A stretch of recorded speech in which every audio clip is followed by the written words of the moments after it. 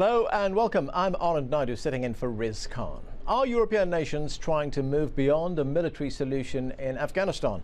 At a conference organised by the British Council, NATO and the Brussels-based think tank the Security and Defence Agenda earlier this month, delegates agreed that a new approach was required for Afghanistan. The country remains mired in poverty, corruption and violence more than 8 years after the US-led invasion to drive out the Taliban. The Brussels conference heard that the best way to build lasting, sustained peace was to connect culturally with the Afghan people. That meant understanding and respecting Afghan perceptions and helping them take ownership of their political, social and security institutions. Today we ask, what's the future for the policy of cultural engagement toward Afghanistan, and is it likely to work? Remember, you can join our conversations with your questions and comments. You can send an SMS or email, and of course we also welcome your phone calls on the show. I'm joined from Brussels by Robin Davies, who was at that conference. He is part of the British Council's Europe team programme there and supports engaging the Afghans culturally. Also with us from Nairobi, Kenyan youth leader George Gachara, who was also at that conference. Mr. Gachara is with Picha Mtani, a UN-supported national youth peacebuilding initiative in Kenya. And here in the studio, I have Ahmed Majidia with the Washington, D.C.-based American Enterprise Institute. Mr. Majidia instructs senior U.S. military officers deploying to Afghanistan on issues relating to the role of culture and religion in the country. Gentlemen, welcome to all of you to the show. Thank you. Thank you. Robin, let me start with you. At the conference in Brussels, you did talk about this cultural component in dealing with Afghanistan, or rather using culture to achieve security. Now, presumably, when you're talking about culture, you're not talking about poetry readings or taking Shakespeare to Kabul. So what does it mean?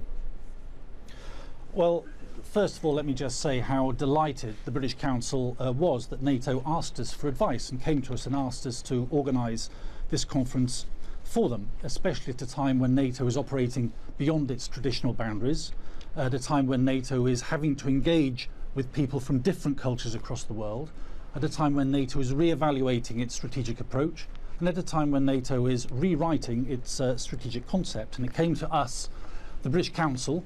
We're a cultural relations organisation.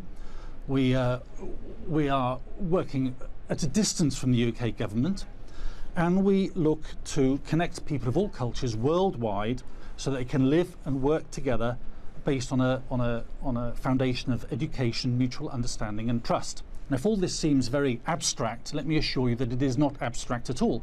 It is anchored very firmly in real programmes, real projects, which we implement worldwide, and we're able to expose these during our conference with NATO. We were able to point to our work in post-conflict regions such as Bosnia. We're able to point to our work in Ireland, and we're able to point to our work in Iraq, where, for example, we're building higher education infrastructure and rebuilding that in Iraq. And we were also, and it gives me great pleasure to say this, we are also able to introduce one of our British Council global change makers, George Gachara, who came and talked about his remarkable programme of post-conflict 2007 Kenyan conflict. He's able to put culture into practice on the streets of Nairobi. Anand, maybe this is a good idea to bring in George for him to explain to your viewers a little bit more about the way it works on the ground. Yeah, just before I do that, Robin, I just want to ask you again, when you talk about cultural relations or a cultural approach, you're talking about culture in its broadest sense then? Well, absolutely. I mean, how do you define culture? Culture, I suppose, in a nutshell, is what we are and who we are, its values, its beliefs, its traditions, as reflected in cultural activities, such as poetry and drama and dance and theatre and literature and photographic exhibitions, perhaps. Okay, let's go to George then. George, well, we heard Robin Davies there talking about the cultural approach to achieving security. That's the theory of it. But now you've been involved in the nuts and bolts practicality of that approach in Kenya. Your organisation has been involved in trying to heal divisions that were caused after the elections in 2007, when there was very bitter conflict in Kenya, which led to a lot of violence, many deaths, many injuries, the destruction of a lot of property. And you went out there and decided that you were going to bring people together. Now, tell us how you went about that, and what were you looking for when you decided that you were going to bring people together? Well, definitely it was a reaction to, our project was a direct reaction to the violence that our country went through after the 2007-2008 election violence. We came together as young people and decided that as a country we have come to the brink of collapse.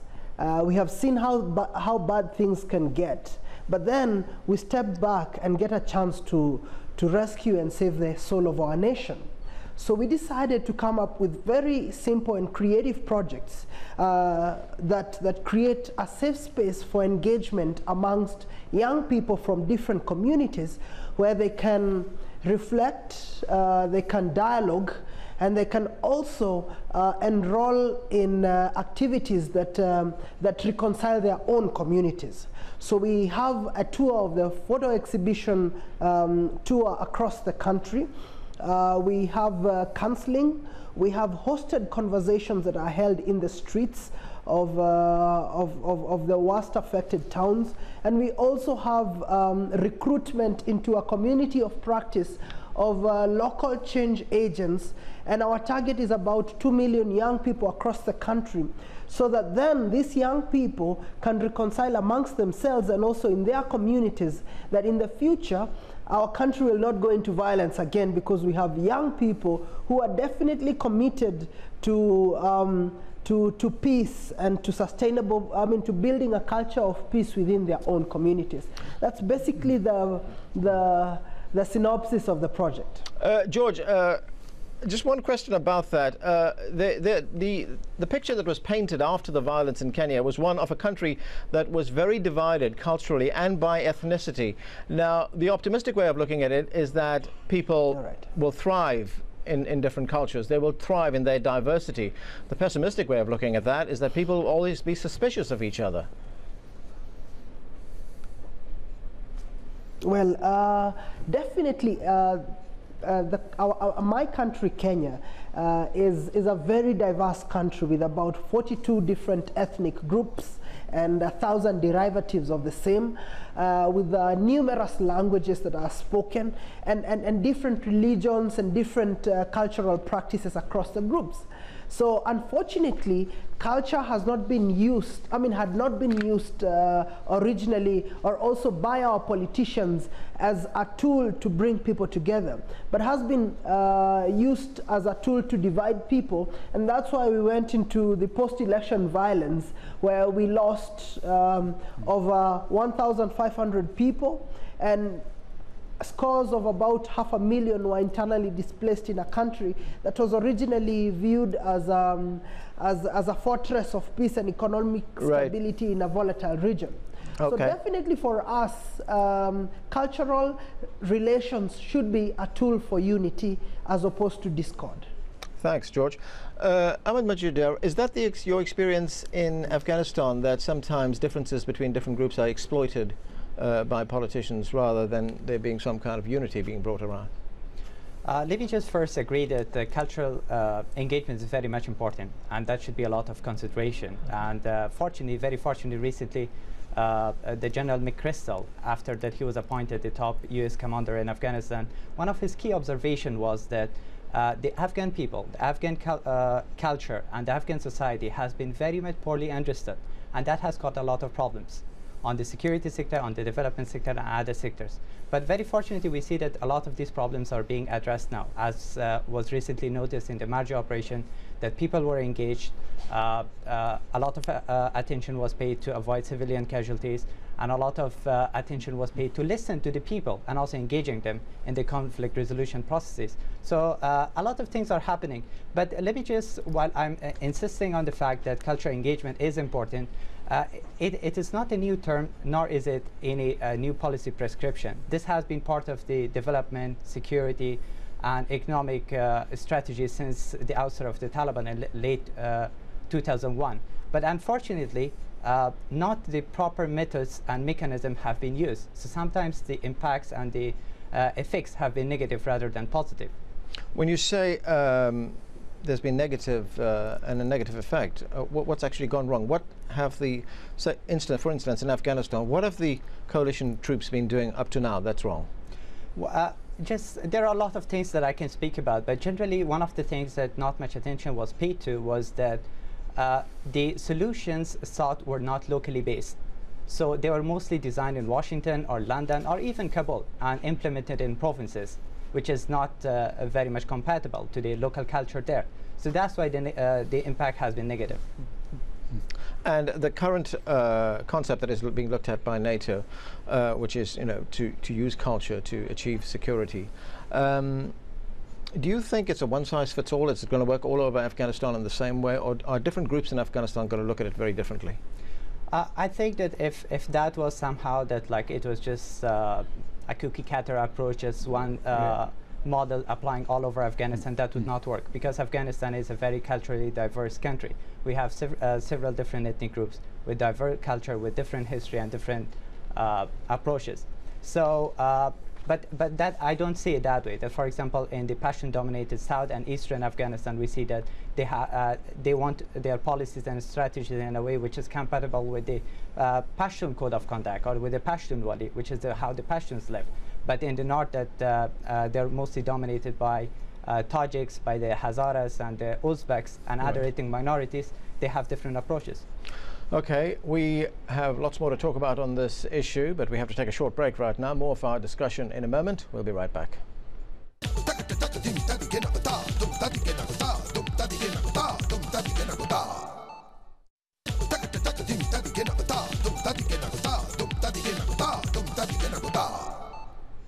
Welcome back. We're discussing a new way forward in Afghanistan as the country struggles with violence and instability. A recent NATO-British Council conference in Brussels suggested the idea of culturally engaging with the Afghan people, and that might be the way forward. I'm joined from Brussels by Robin Davies, who is part of the British Council's Europe team program there and supports engaging the Afghans culturally.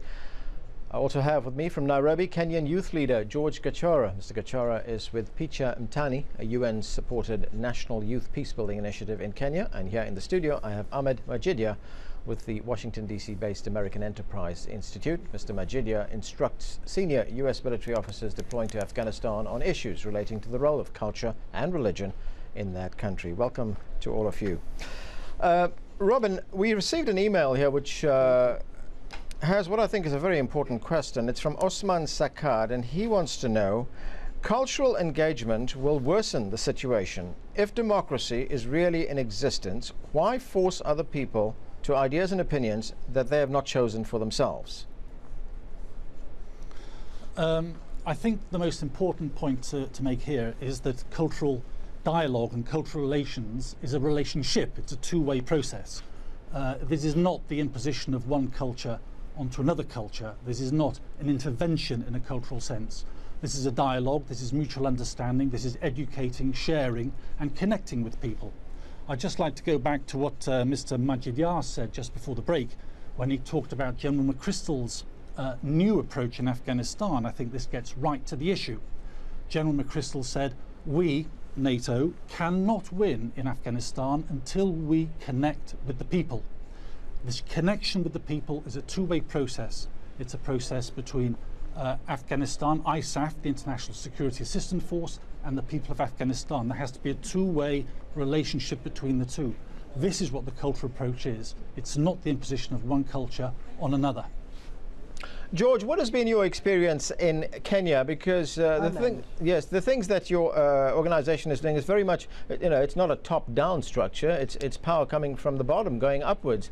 And how has Kenya responded to that kind of approach?